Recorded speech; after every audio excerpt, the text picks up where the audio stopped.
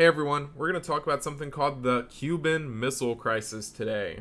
So, American U-2 spy planes are flying over Cuba. They take pictures, and what do they find?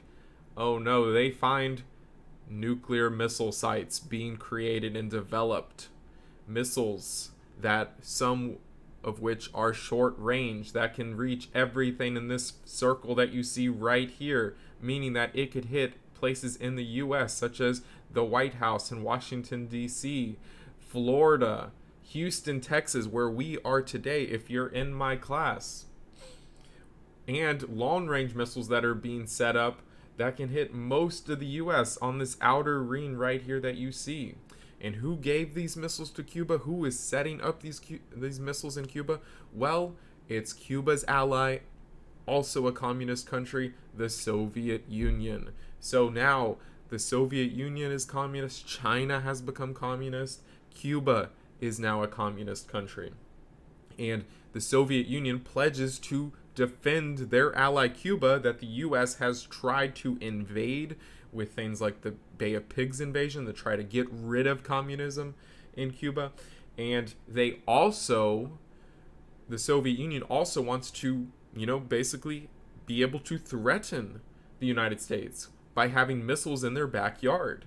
It'll really limit the US's power if they do that. So our president at this time, President John F. Kennedy, JFK for short, has to figure out, how do we deal with this situation?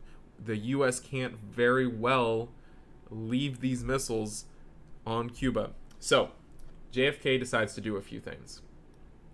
So, first of which, he decides that no more Soviet ships should be allowed to go into Cuba. That will not happen. So he's going to order a naval blockade in this green dotted line that you see around Cuba for our Navy. It is a naval blockade, the U.S. Navy, to blockade this area right here. Nothing comes into Cuba. No Soviet ships come into Cuba.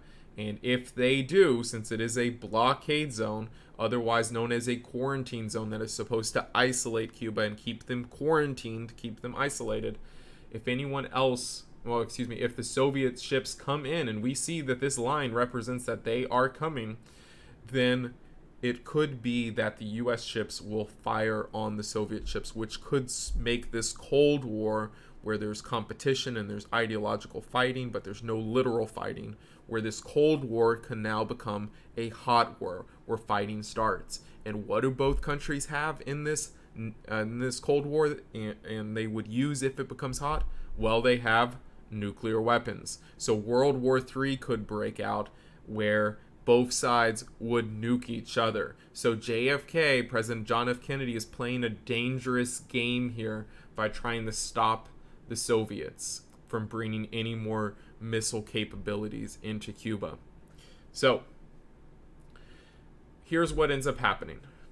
It's a very tense situation. The Soviet ships are coming towards America, but both sides realize that, both the US and the Soviet realize that if the Soviet ships come in and the US ships attack like they're supposed to, that both nations could destroy each other by using nuclear weapons against each other if they so decide to do that.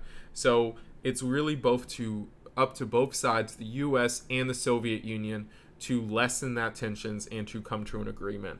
So secretly, President John F. Kennedy and the leader of the Soviet Union, Khrushchev, decide to this agreement right here.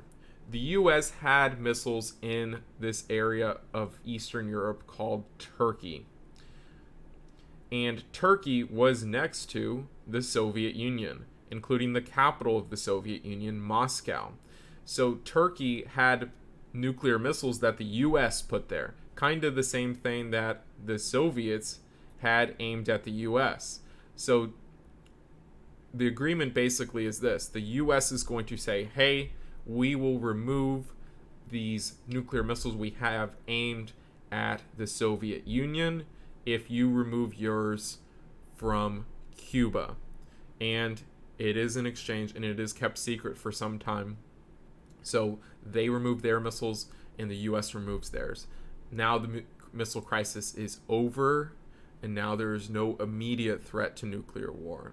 But it's the closest the U.S. and the Soviet Union ever came to having a nuclear war, having the Cold War become a hot war, and actual fighting come between these two nations. It was a very dangerous time, and it was a dangerous game both nations were playing, and it really showed that both of these nations need to not put themselves in this predicament again, because it's just too risky for not only both of their countries, but for the world.